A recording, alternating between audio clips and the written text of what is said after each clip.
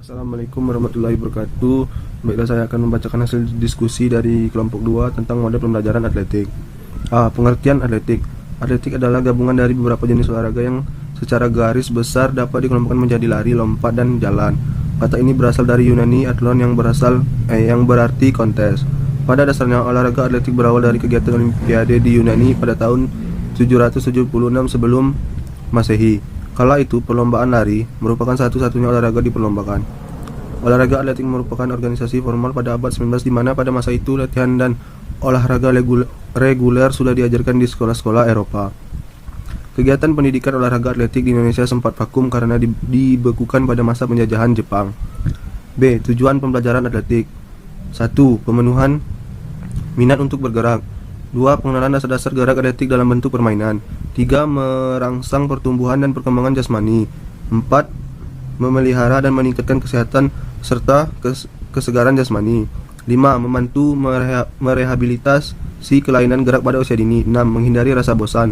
7. Menanamkan rasa disiplin, kerjasama, kejujuran, dan mengenal akan peraturan dan norma-norma lainnya. 8. Menangkal pengaruh buruk yang datangnya dari luar. C. Model pembelajaran atletik. Materi pembelajaran atletik yang terdapat dalam pembelajaran penjas merupakan salah satu komponen materi yang sangat penting diajarkan bagi siswa, karena dalam pembelajaran atletik terdapat beberapa komponen penting sebagai dasar untuk perkembangan gerak siswa, itu jalan, lari, lompat, dan lempar. Pengajaran atletik seharusnya dikemas menarik bagi siswa. Jangan sampai siswa merasa bosan mengikutinya. Salah satu inovasi yang dapat dilakukan oleh guru penjas adalah pengembangan pembelajaran melalui modifikasi alat maupun macam-macam pendekatan gaya. Metode atau model pembelajaran. Guru dapat melihat alat yang digunakan dalam pembelajaran dengan cara memodifikasinya yang disesuaikan dengan materi atletik yang akan diajarkan.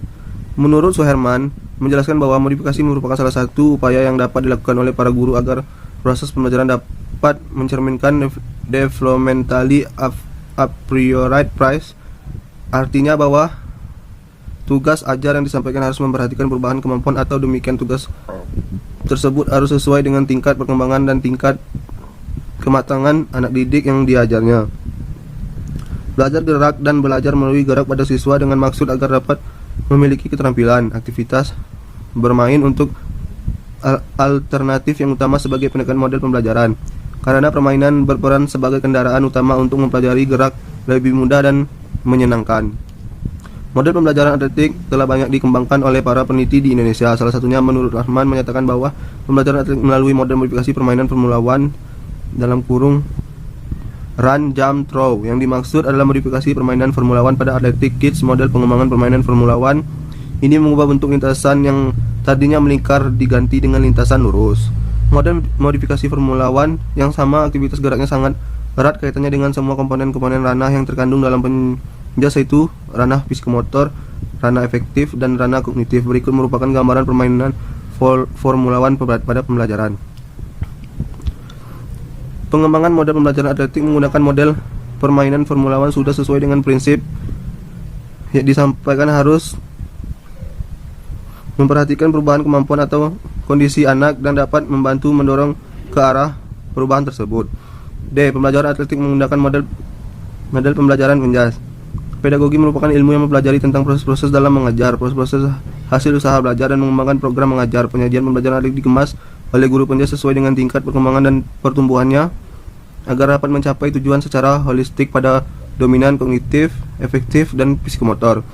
Tuntutan implementasi pembelajaran yang tertuang dalam kurikulum 2013 yang diterapkan di Indonesia sekarang ini berdasarkan pada Permendikbud nomor 64 tentang standar isi kurikulum 2013 adalah tersentuhnya keseluruhan dominan pembelajaran yang dilakukan melalui pengajaran yang bersifat melalui setiap mata pelajaran. Konsep pembelajaran yang diusung oleh kurikulum 2013 adalah proses pembelajaran aktif dan berpusat pada siswa.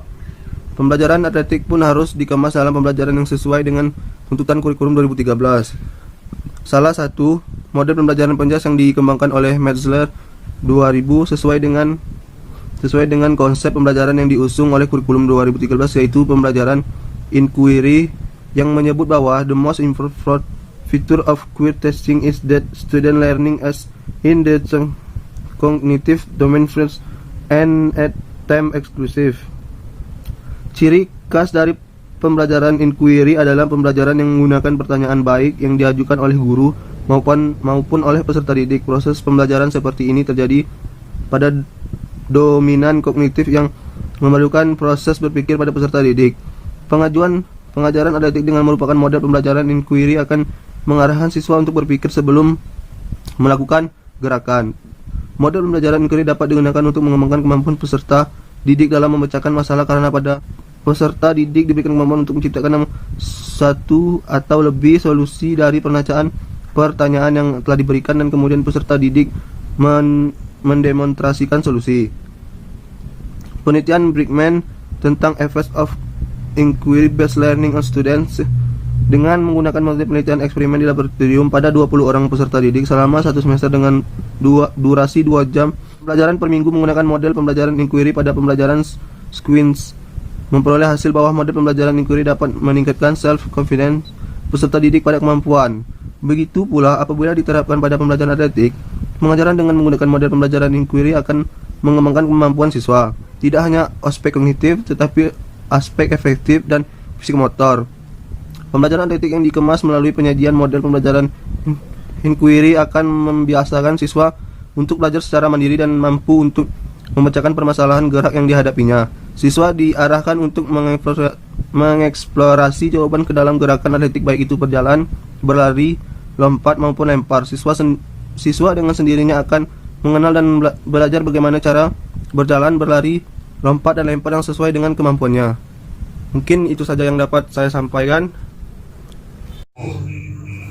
Saya ingin bertanya, saat ini kita lagi membahas materi tentang metode pembelajaran atletik. Dalam olahraga atletik, terdapat nomor lempar lembing yang diperlombakan. Yang menjadi pertanyaan saya saat ini, apa saja peraturan-peraturan diperbolehkan dan tidak diperbolehkan yang diakui oleh Persatuan Atletik seluruh Indonesia dalam perlombaan atletik nomor lempar lembing? Terima kasih. Baiklah Tria, pertanyaan Anda akan dijawab oleh Tori. Kepada Tori, saya persilakan. Perkenalkan, nama saya Tori Fernando. Saya akan menjawab pertanyaan dari saudari Tria Indriani yang pertanyaannya adalah sebutkan peraturan-peraturan yang diperbolehkan dan tidak diperbolehkan dalam atletik khususnya cabang lempar lembing. Peraturan lempar lembing yang paling up to date mengatur beberapa hal yang sah dan tidak boleh dilakukan oleh seorang atlet lempar lembing dalam sebuah pertandingan lempar lembing. Peraturan tersebut antara lain peraturan yang diperbolehkan ada yaitu: 1. Lembing harus dipegang pada tempat pegangan. 2. Lemparan sah bila mata lembing menancap atau menggores tanah di sektor lemparan. 3. Lemparan tidak sah bila sewaktu lemparan atau garis 1,5 menyentuh tanah di depan lengkungan lemparan. 4. Sesaat setelah memulai lemparan, tidak diperbolehkan melakukan putaran badan sepenuhnya yang membuat punggung menghadap ke arah lengkung lemparan. 5. Lemparan harus dibuat lewat dari atau bahu. 6. Jumlah lemparan yang diperbolehkan adalah sama seperti pada tolak peluru dan lempar cakram. 7. Peserta boleh melakukan lemparan 3 kali. Penilaian diambil yang paling terjauh. Dan peraturan yang tidak diperbolehkan yaitu: 1. Lembing tidak dipegang pada pembalutnya atau tali yang dililitkan di tengahnya itu. 2. Dipanggil 2 menit sebelum melempar. 3. Menyentuh besi batas lemparan sebelah atas. 3. Setelah melempar keluar lewat garis bagian sektor lemparan. Lembing jatuh di garis sektor lemparan. Ujung lembing tidak membekas pada tanah atau tidak menancap pada tanah. Assalamualaikum warahmatullahi wabarakatuh.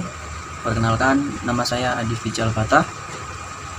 Saya akan bertanya kepada saudara Tori.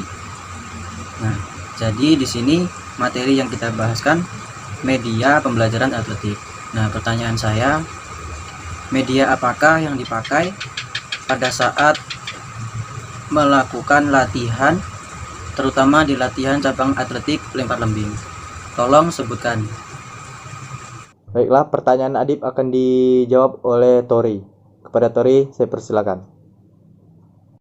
Saya Tori Fernando akan menjawab pertanyaan dari saudara Adif Pici Al-Fatah.